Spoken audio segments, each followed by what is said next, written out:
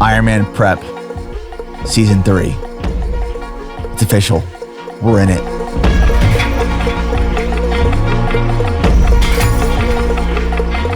Ironman Arizona, November 16th, which means we're about 18 weeks away right now. It's in Tempe, Arizona. If you're unfamiliar with what an Ironman triathlon is, it's a 2.4 mile swim followed by a 112 mile bike and a 26.2 mile run. You finish it all up with a marathon. The swim at Ironman Arizona is in a lake. It has a rolling bike course and a rolling run course. It is a fast course, from what I understand. It's a very popular course.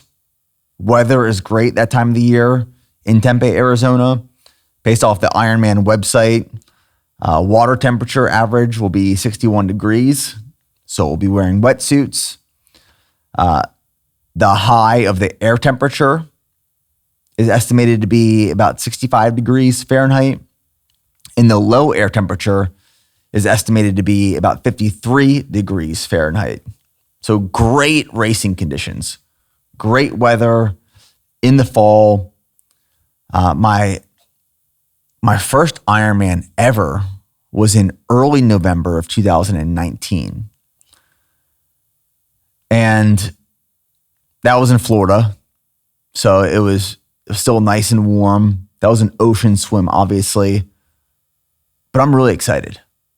I'm really excited to be back in Ironman Prep. I'm really excited to race and throw down in Tempe, Arizona in about 18 weeks. And moving into the why, if you would have asked me a few months ago when my next Ironman race was going to be, and there had been people for the last couple of years asking me when my next triathlon and when my next Ironman was going to be. If you would have asked me a few months ago, I would have said it's not even on my horizon. It's not a thought. It's not a question. For the last couple of years, I've been saying at some point in the future, I will consider and explore triathlon and an Ironman again. But it wasn't something I was itching to do. It wasn't something that I was being drawn and called towards. And why? Why not? And then why so? Why now? I think one of the reasons I haven't been interested in triathlon or Ironmans the last couple of years is really just because I understand and I know how demanding training for an Ironman is. It requires a tremendous amount of training. Running, cycling, swimming, strength. It's time demanding. It's energy demanding. It will wear on you for sure when you're training anywhere from 16 to 20 plus hours a week. It's a lot. And deciding and committing to an Ironman triathlon in a prep, that has to be something that is very deliberate and thoughtful and much to be considered.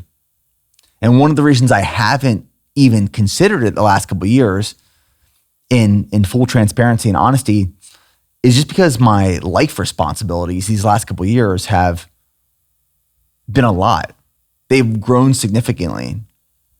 This prep will be much different than my previous fitness preps, and more so specifically triathlon Ironman preps, because my life looks different.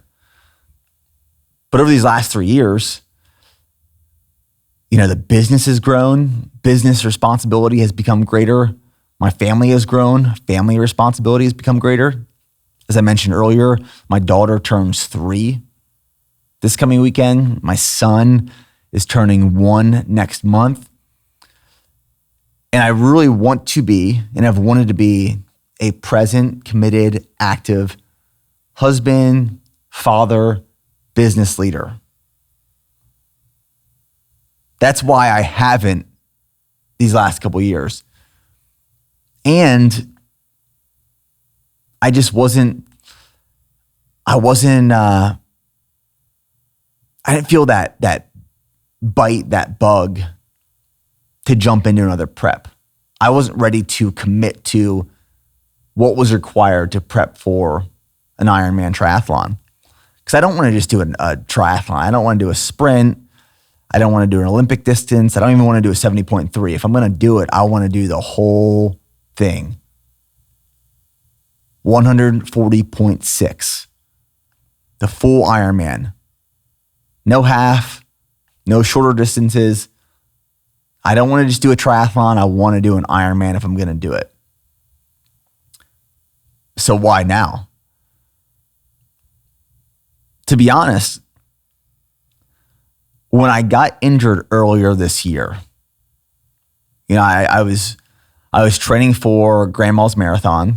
I was going into a big marathon prep, and I had a leg injury, which was really caused from the car accident I was in a few months ago, getting hit by a car while running in December of 2024. And then I jumped right into prep, probably too early for a marathon. And the injuries I sustained from that car accident, getting hit by that car, and then as volume increased in marathon prep, my leg just gave out and I had to take about 6 weeks off of running completely. And when I stopped running to let my leg heal, I started cycling again. And I thought I was going to hate being back on the bike. And it was the complete opposite. Being forced to be back on the bike, I loved it. I loved the balance of aerobic conditioning and muscular endurance, muscular strength that you can get from different types of workout on the bike, especially the Smart Trainer. I use the Wahoo Kicker. So I'd wake up every morning, I'd go in my garage, hop on the trainer, I would do a ride. I would just select a workout within Zwift, and I would do a ride anywhere from 60 to 90 minutes. And I would choose either an endurance ride or a sweet spot workout or a VO2 max, a big gear working on some strength. And it hit me during that time period where I couldn't run of, oh, this is why I love to be on the bike. I forgot what this felt like. So that's, I think, where it started. It started entertaining my mind and my interest a little bit. I was like, I think I could actually spend some more time on the bike. And then my leg healed up and I started running again. And I was cycling less, but I kept thinking, man, I want to get back on the bike. I want to balance these two. And the thought of jumping back into marathon prep wasn't very interesting to me. I wanted something different. I wanted something new and challenging. And that's where the thought of Ironman started entertaining my mind a little bit again. And I thought on it for a while. And I thought on it. I didn't share any ideas with anyone. I didn't want to put it out there into the world or my inner circle of people to be influenced in one way or the other. I wanted to truly make this decision on my own. And one morning I run, it just hit me. I said to myself, all right, we're going to do this. We're going to go back into Ironman prep. And I'm so excited. I'm so excited. But this prep is going to look different. I'm going to preface that right now. I've learned a lot over these last couple of years. And I mean, I just wrote my entire book on all of these concepts and these life transitions that I've navigated from getting married to becoming a father to growing and scaling a business and leading a team of people. This prep is going to look different. In my past life, before the business wasn't as large as it is now, before I had kids, I could be very selfish with my time. So when I went into Ironman Prep, or I went into previous fitness preps, I could be very selfish, and that could be the priority of my life. And all other things would show up secondary to that one thing. I can't do that this time. The priorities in my life are my business, the people in that business, the team, my family, my wife, my kids, in no particular order. It is family first, business second, and then it is Ironman Prep. So I'm going to make sure throughout these next 18 weeks that I'm very intentional and deliberate with how I'm spending my time and my energy, how I'm showing up for my business and my team and my family. So this prep will look different than previous fitness preps have been executed. And I share that just to be very honest and set expectations. I'm speaking to myself right now. I'm setting expectations for myself. Now, that does not mean I'm not going all in on this prep. As I've talked about in my book, there's a difference between being all in and all consumed. This prep will not consume me. I will not be all consumed by this prep, but I will be all in. I will be, and I am committed to putting in the work, hitting all of my workouts, making the time to get in the training sessions that I need to be fully prepared to toe the line come November 16th, 2025, to throw down at Ironman Arizona.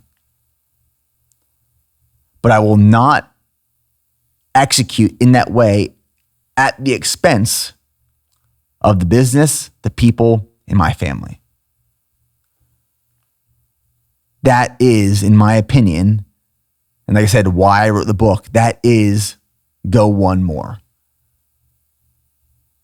Being committed will look different through different seasons of life.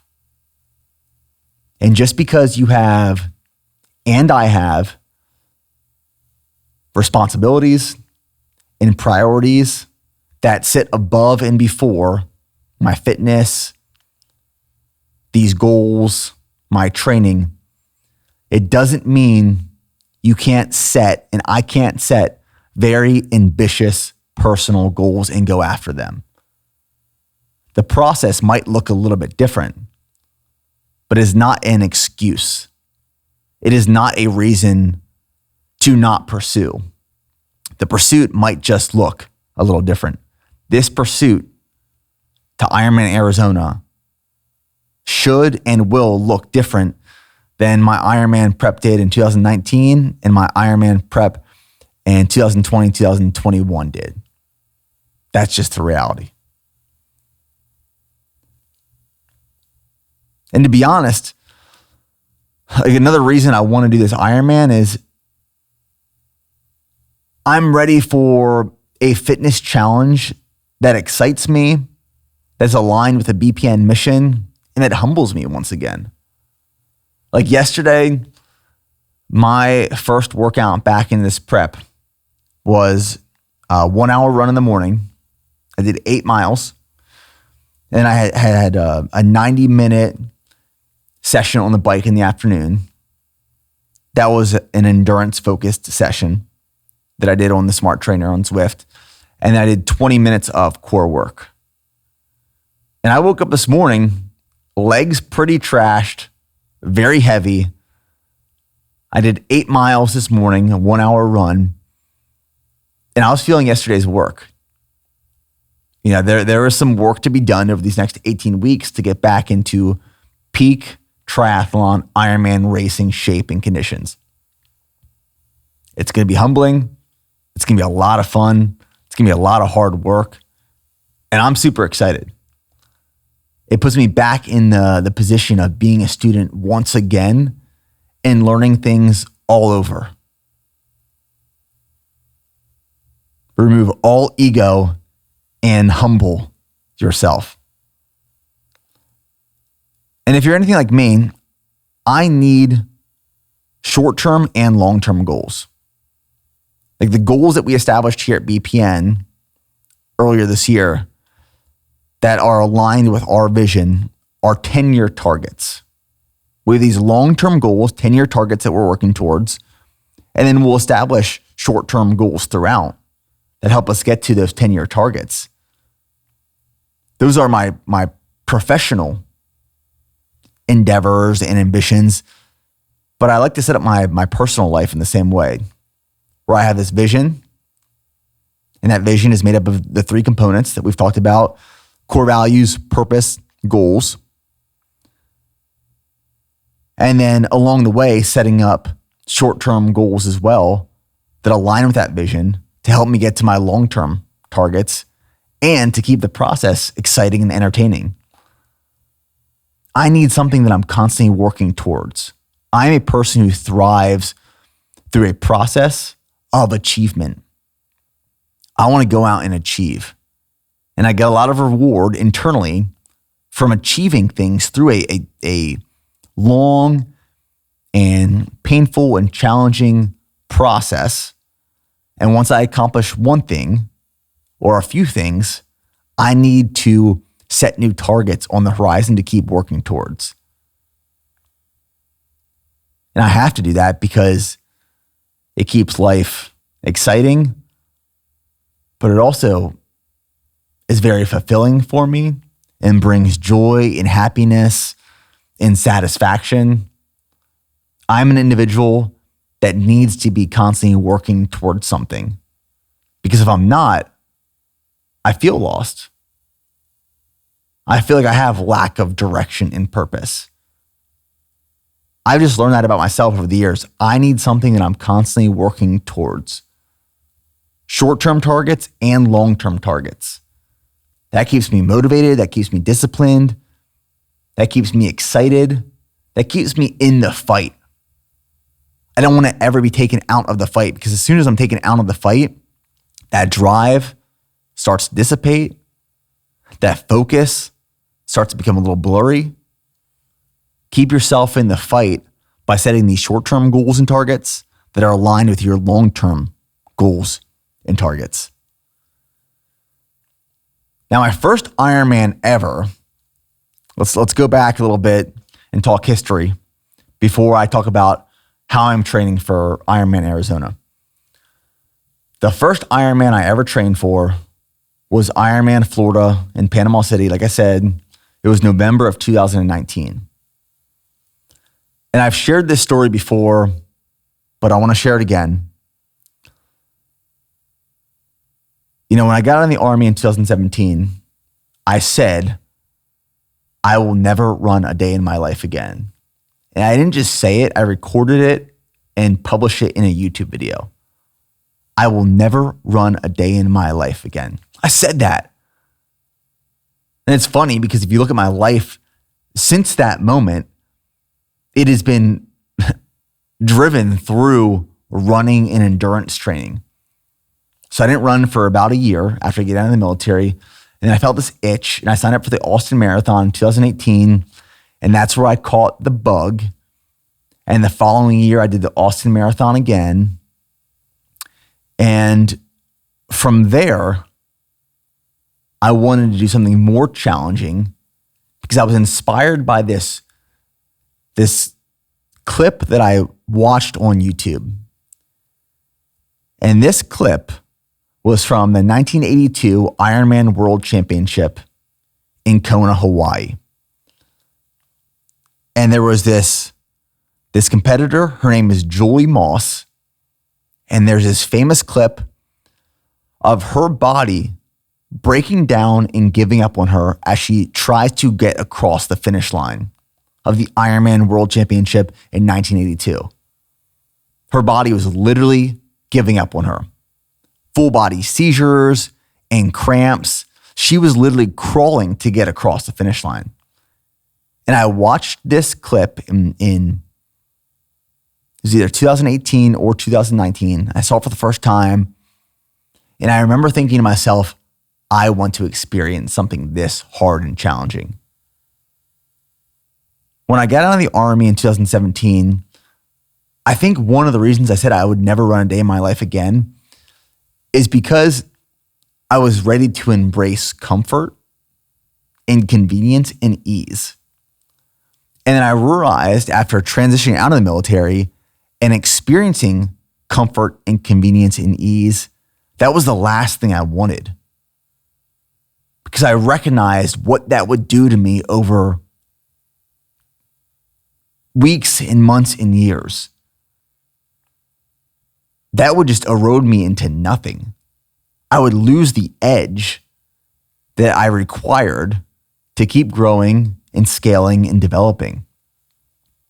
I needed hardship. I needed something challenging. That's why I signed up for my first marathon. And I grew from that experience. And when you recognize and learn what those experiences can do for you mentally, emotionally, and physically, you want more of it. Because we as individuals, we thrive under pressure and we thrive through adaptations and stimulus and growth.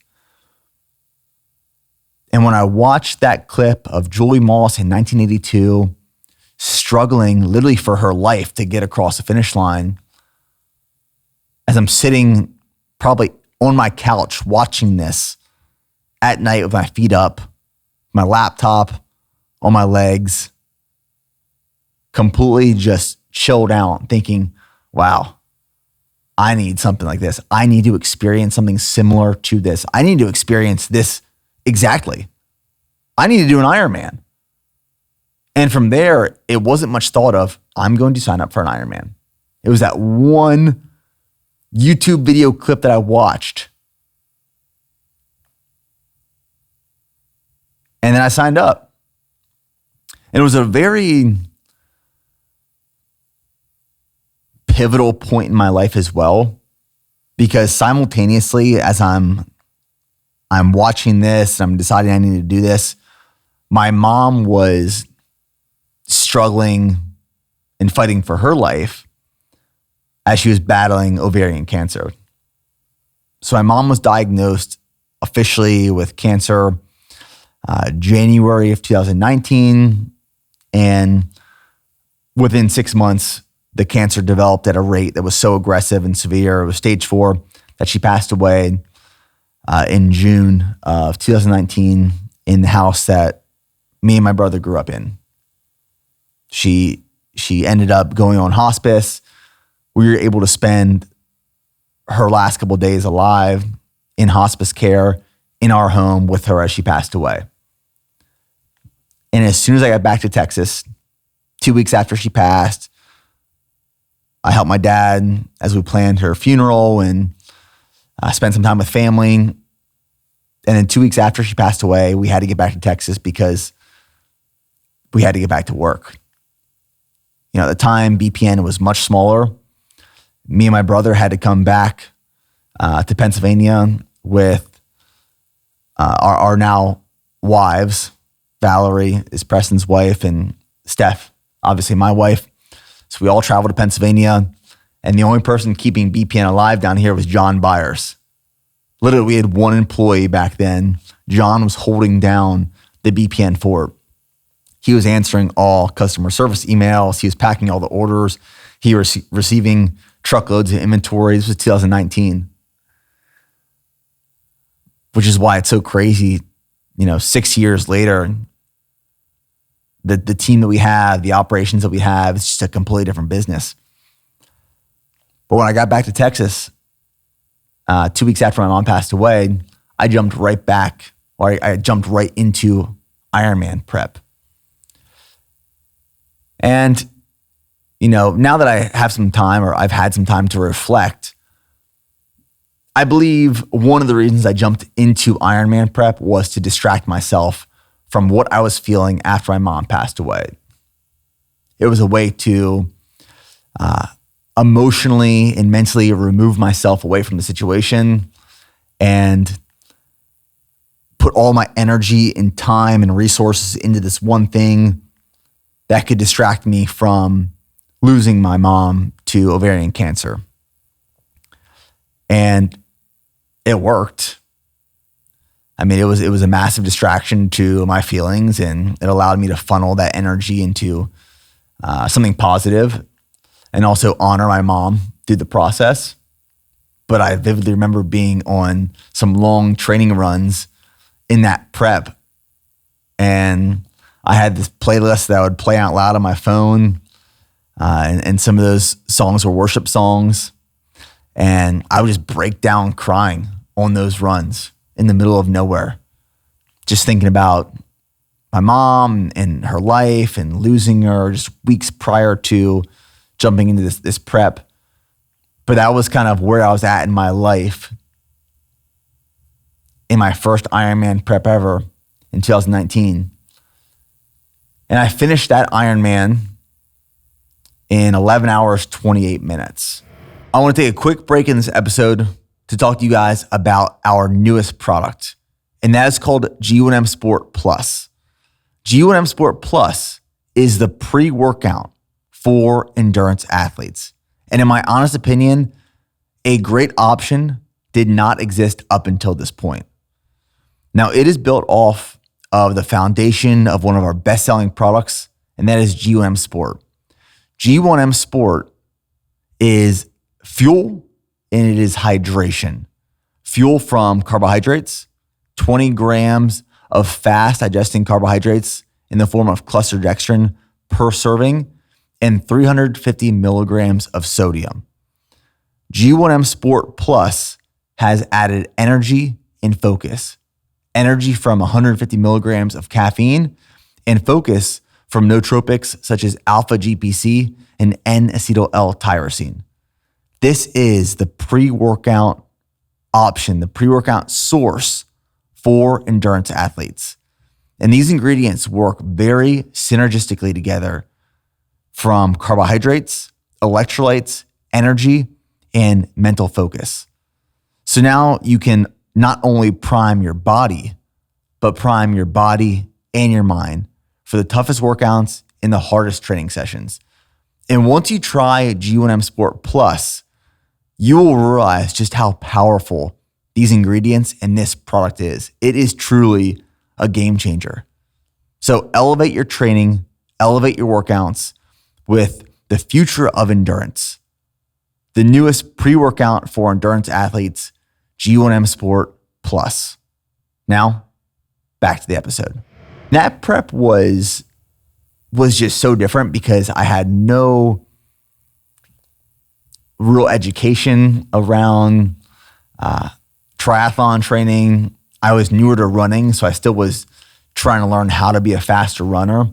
This was before I ever ran a sub 3-hour marathon. It was actually after that Ironman that I decided I wanted to pursue a sub 3-hour marathon. And that's when I went into that prep. But for this first Ironman prep in 2019, between June and November 2019, there wasn't a lot of specificity to training. I didn't have many structured workouts. Looking back now, it was a lot of volume and distance, but there wasn't a lot of specific structured training. So I would run in the morning. You know, if I can think back, I might have ran anywhere from 5 to 7 miles in the morning.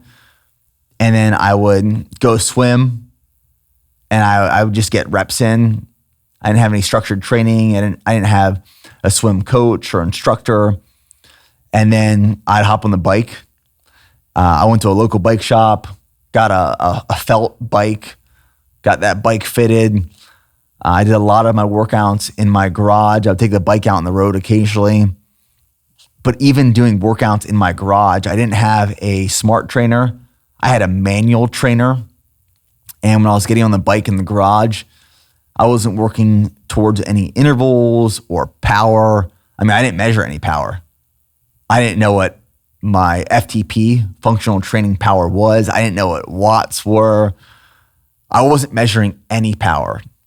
Even when I was on the bike during the race at Ironman Florida, I didn't have a bike computer. I wasn't measuring anything except for distance on my watch. I've learned a lot since then, but I had this manual trainer that, like I said, I had in my garage, and you put your bike on this manual trainer and you would crank down the back, and it was this wheel that would press up against your back tire, and that wheel against your tire would create resistance. And that's how that manual trainer worked. Now these smart trainers, for example, I use a Wahoo Kicker. It's a smart trainer. It can go into what's called erg mode, and then it connects via Bluetooth to your computer, and you can run a software program like Zwift, which has workouts, and the workouts will adjust your trainer based off the intervals that are programmed, being a percentage of your FTP or functional training power. It is a great tool. It is a great resource. It's an investment for sure, but it can do wonders for your training. I didn't do any of this in my first Ironman prep. And it was hard. It was challenging. It was super fun to train for. And I was learning how to fuel properly for the first time ever. It was more training volume than I ever put myself through ever before, but finished in 11 hours, 28 minutes. And I remember finishing that Ironman, and I was trashed after that first Ironman. It was a blast. And I believe I ran my marathon in 4 hours and 4 minutes.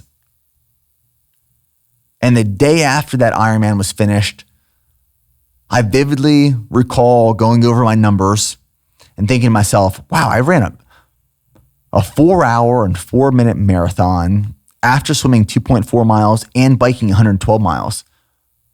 I can definitely run a sub 3 hour marathon. And that's when and where I decided I was going to pursue the sub 3 hour marathon, which I thought was going to be much easier than it actually was. For many of you, you know the story. I trained for a sub 3 hour marathon. I missed it by 24 minutes. I ran 3 hours and 24 minutes at the Austin Marathon that next year. And then I committed a whole nother year of training, and I ended up running a 256.27, I believe, which was my first sub 3 hour marathon. But it took a lot more work and a lot more time than I thought it was going to. But that was the moment I decided to pursue that goal, was realizing that I ran a 4 hour, 4 minute marathon after, being on the bike and swimming for multiple hours prior to. And then after that sub 3 hour marathon, I went back into Ironman Prep. This time, I hired a coach.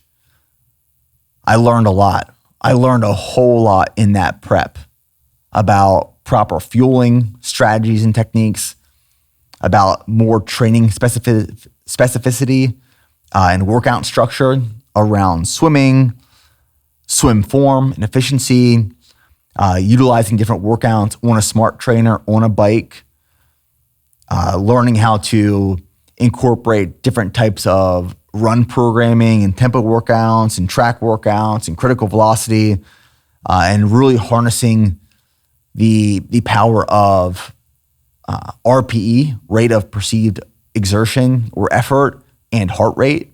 Lots of heart rate training to make sure I was training in the appropriate zone. In that second Ironman prep, I learned so much. I mean, that was foundational and truly instrumental to me just having a understanding and grasp around how endurance training works and the systems of the body and the power of the mind that are applied to endurance training. I mean, it was like drinking a significant amount of knowledge and science and content and understanding through a fire hose. And it all just started to make sense in terms of like, oh, this is why we do these workouts, and this is why we spend this much time in zone 2, and this is how to incorporate brick workouts. And, you know, a brick workout is when you go from a bike right into a run, and big gear sessions and VO2 max, and it all started making sense. In my opinion, that is some of the best way of learning, by doing. There's theory and there's practice.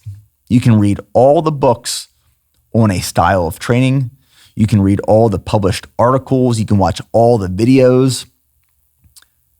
But until you go and do it and practice it and put yourself in the driver's seat, I think you're missing a very important component to learning and understanding and truly implementing. It is the practice. Theory has its place. Study has its place. Practice is where it all comes together. And the second Ironman Prep that I did, 2020, 2021, all of it started to come together. All of it started to make sense. And my love and passion for endurance training grew and grew and grew.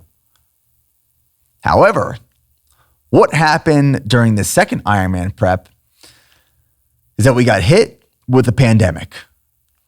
And I was signed up for Ironman Texas. Ironman Texas got canceled.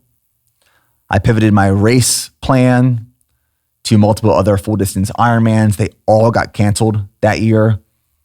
We ended up having to pivot to a 70.3 in Cancun, Mexico, which wasn't actually an Ironman race. It was a challenge series race. It was called Challenge Cancun. It was a 70.3 because we were kind of out of options due to the lockdown and the pandemic for races. So we pivoted to that race. And then as soon as that race was over, I went into my ultra prep for Leadville 100, because in the middle of that Ironman training series, in that preparation, I entered the lottery for Leadville. My lottery ticket got pulled. I got selected to run Leadville and decided that after I was going to finish this triathlon, which was supposed to be an Ironman, ended up being Challenge Cancun 70.3, I went into ultra prep, trained for, and completed the Leadville 100 trail race, which was such an amazing experience. So from 2018 to 2021, I mean, between those 3 years, it was jumping into the marathon and then going into the Ironman triathlon distance, going after the sub 3 hour marathon goal, and running my first ultra, 100-mile ultra in the Rocky Mountains of Leadville, Colorado. I mean, it was the craziest 3 years of my life, just from prep to prep to prep to prep. And I learned so much in that time, just through theory, practice, great coaches, amazing mentors, and just putting myself in the arena. And now here we are. Here we are 6 years. 6 years after that first Ironman Prep, we're back for season 3. 18 weeks away from Ironman Arizona. So I want to talk about the how. I'm not using a coach for this prep, actually. And I want to explain why. I'm a huge advocate for coaches and mentors and guides to help you accomplish your goals. I mean, I'm all for it. I've hired and worked with many coaches in the past for many of my fitness goals, in business, in my professional career, my personal life. And I thought about hiring a coach for this prep, and I decided not to for a few reasons. One, I'm by no means an expert, especially in the triathlon space. But I want to put what I know and what I've learned to the test. I believe I have an understanding, a very strong understanding, at least for run programming, for the multiple marathons that I've done, with a marathon PR of 2:39 and working with Jeff Cunningham for many years. And for a lot of my programming for the run portion of this prep over these next 18 weeks, I will be referencing a lot of the workouts I've done with Jeff previously and historically in marathon preps. And then when it comes to cycling, I have a foundational understanding of the type of workouts and the volume that's going to be required, the key workouts over these next 18 weeks. I don't have a coach that I'm going to be working with one-on-one, but there are a lot of people in my circle and in the space that I will be reaching out to and bouncing ideas off of and getting advice from. I by no means am doing this prep alone, but I will not have a one-on-one dedicated coach. I will be programming my own workouts and weeks over these next 18 weeks leading into Ironman Arizona. And one of the ways that I am coached and mentored and guided when I go into a fitness prep, like this last High Rocks prep that I did for High Rocks Dallas is a pretty good example. I didn't have a coach for High Rocks Dallas. I did all my own programming and created my own workouts. But when I was in High Rocks prep from June until November of 2024, all of the content I was consuming was High Rocks content. The podcast I was listening to, the YouTube videos I was watching, the books I was reading was all about the style of training, the theory of training, the practice of training.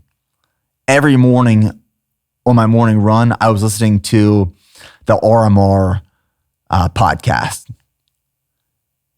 And that was where I was just gaining insight and knowledge into the sport of High Rocks. The same thing is applied to this Ironman prep. All the content I'm consuming right now, podcasts, books, YouTube videos, are triathlon and Ironman specific training and content. Like on my runs recently, I've been listening to some cycling podcasts. On my bike yesterday, my 90-minute bike, I was watching all of Lionel Sanders, who's a pro triathlete. I was watching all of his YouTube videos and just consuming content from these experts and these professionals. So even though I'm not being coached one-on-one, I'm still consuming a lot of content by trusted individuals and professionals in this space to guide the way I'm structuring my training and my recovery and my race plan come November 16th. But I'm not having a dedicated coach for this prep. All of my workouts will be created by myself over these next 18 weeks. So I'm using these next 2 weeks, the first 2 weeks of this prep, as a reintroduction to triathlon training. So volume is a little bit lower. Nothing crazy over these next 2 weeks. A lot of it is going to be getting back on the saddle, if you will, literally and figuratively, the saddle of the bike, getting back in the water, seeing where I'm at, kind of assessing my fitness on the bike, my fitness when it comes to swimming, my form. I haven't swam since my last Ironman prep. So I haven't swam since 2021. So, 4 years ago. I haven't swam for 4 years. So my first swim is tomorrow. We'll see what it looks and feels like. to be honest, I'm not too confident in it. I might have to bring on a coach, but I'm also going to be going to the pool with Luke Hopkins, BPN athlete, amazing triathlete. So I'm going to be spending a lot of time with Luke in this Ironman Prep, training with him, but then also just picking his brain and having him watch my form and getting some advice and guidance from Luke. I'll be leaning on Luke heavily. But these next 2 weeks, I'm treating as a reintroduction back into training. That will leave 16 weeks left of prep, which I will probably break down into four-week training blocks. So I will program 4 weeks at a time. During these next 2 weeks, I'll identify my weaknesses and what I believe I need to work on. And that will then guide the first 4-week training block that I program. But right now, initially, the way I have my weekly structure broke down, which I'm going to be very flexible with and adaptable. But initially, the way I have my week broke up, I'll explain. Right now, I'm training 16 hours a week, and that will definitely increase. I mean, I will be training over 20 hours a week, certainly at some point, but right now it's 16 hours a week of training. So Monday in the morning is an 8-mile easy run. And then in the afternoon, I have core and strength work, and then a 90-minute endurance bike. Tuesday, 8-mile easy run in the morning. In the afternoon, core and strength work, and a 90-minute sweet spot bike. This is also where I will place, when I start doing them, my long bike sessions. So it'll get up towards 2 hours and 3 hours and 4 hours and 5 hours and a 6-hour bike ride. And I'll place these Tuesday afternoons. Wednesday in the morning is my speed work. So right now it's 10 miles total volume. And this will rotate every other week between critical velocity on the track and then tempo. So this week, for example, the first week is on the track. Next week, I already have programmed, it's 1 mile repeats. And in the afternoon, I have a swim session. Thursday, AM, swim session. PM, it's a brick workout. So it's a bike session into a run. So initially it's gonna be a 90-minute bike session. This is either VO2 max focused or strength focused on the bike with a 6-mile runoff. So a brick workout is when you go from a bike session directly into a run. So it's called a runoff. Friday in the morning, 9-mile easy run, afternoon, core and strength work, and a swim session. Saturday is my long run. And then Sunday is core and strength work and a 45 to 60 minute recovery spin on the bike. So this is a very easy spin, just get blood flowing, not overtaxing at all, but just help with recovery and feeling fresh going into the following day being Monday. Now, key workouts. When you're training at this much volume, it is absolutely critical and essential that you're making sure that your easy days are easy so that your hard days can be hard. When there's key workouts that require effort and intensity, the only way you can show up with effort and intensity is if you truly take your easy days easy. And this is why it's so important to wear a heart rate monitor, so you can have objective data that's telling you if you are going easy enough. Heart rate is a great tool and data point to reinforce, hey, this is an appropriate level of effort to hold, so it's not overtaxing the body and you're working the aerobic system at the right capacity to improve and increase mitochondrial density. That's how you build that aerobic base, making sure you're in the right zone. So key workouts for running, I'll have my easy runs. It's just accumulating volume below my max aerobic heart rate. I have my tempo workouts. I have my critical velocity workouts, like I said, that are on the track. And then there's these key marathon paced workouts that I learned how to incorporate from my running coach, Jeff Cunningham. There's an 18-mile workout, a 20-mile workout, a 21-mile workout, and a 22-mile workout that I already have placed within my program. I don't believe any of these key workouts start until August. And that 22-mile workout is finished, I think, like 3 or 4 weeks before the race. But these workouts are done to hit specific paces and structured very specifically to build confidence and let you know where you're at in terms of a marathon build, or in this case, the running portion of an Ironman build. So those are kind of the key components of running. I'll be running between 50 and 65 miles a week.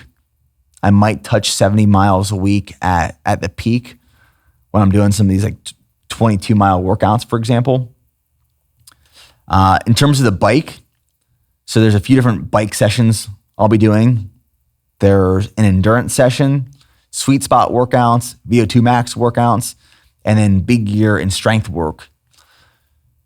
So all these workouts are based off of percentages of your FTP. FTP on your bike is your functional training power. You can determine your functional training power. There's 2 tests you can do. One is the ramp test, and the other one is, I believe, a 20-minute FTP test. I've always done the ramp test. Right now, I'm working off of my previous FTP, which is 300 watts. I'll be doing a new ramp test in the next couple weeks to reassess and reestablish where I'm at. But an endurance bike session is about 55 to 75% of your FTP. Sweet spot workout is 85 to 95% of your FTP. And VO2 max workouts are shorter intervals above your FTP. And then big gear or strength work is when you go into literally a big gear, the biggest gear on your bike. You're working at a lower cadence, there's high resistance, and it feels like a strength workout. Your legs should be on fire and just building a lot of muscular endurance and fatigue. It's strength work. It feels like you're going in and you're hitting leg extensions and barbell squats and walking lunges. So those are the key workouts on the bike. And then initially on the swim, it will be all form and efficiency focused. And then we'll start doing intervals and then some testing for like the 500 meter, for example. But I'll start incorporating these after I go through my kind of reintroduction to swimming, because it's been literally years since I've swam last. So that's going to require, I believe, the most amount of time to get back into the swing of things. Now, with all of this training, it's a massive energy demand. There's a lot of energy expenditure in terms of calories. Nutrition and fueling is just as important as the training. Like, you cannot and will not recover from all the training demands if you're not fueling properly. Not just around your workouts, but also throughout the day.